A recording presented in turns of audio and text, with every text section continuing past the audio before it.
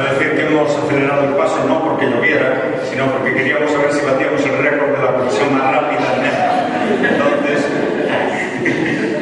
vamos a acabar la celebración con esta oración a San Ramón, pidiéndole su protección para todos nosotros.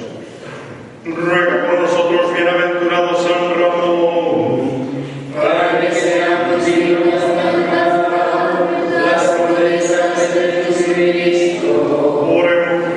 Dios y Señor nuestro, que por tu amor hacia los hombres has querido que San Ramón anunciara la riqueza insondable que es Cristo, concédenos por su intercesión crecer en el conocimiento de tu misterio y vivir siempre desde el Evangelio dando fruto abundante de buenas obras. Por Jesucristo nuestro Señor. Amén.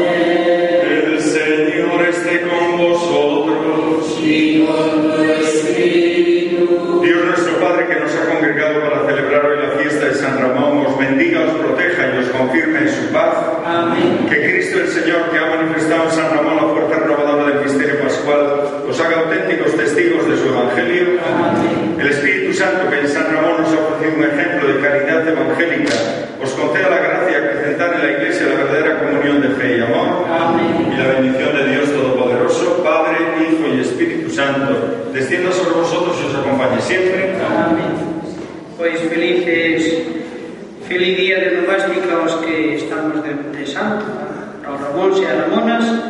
Reitero gracias a José Antonio Figueira, párroco da Estrada, aos meus compañeiros, que seguro que hoxe vai me querer un vacile. Bueno, pero San Ramón é máis a Virgen do Carmen salir, agora vamos a sacar. Eso eu creo que non lle fai mal ningún. Tamén de vez en cando aquí de Alfa vai non mal.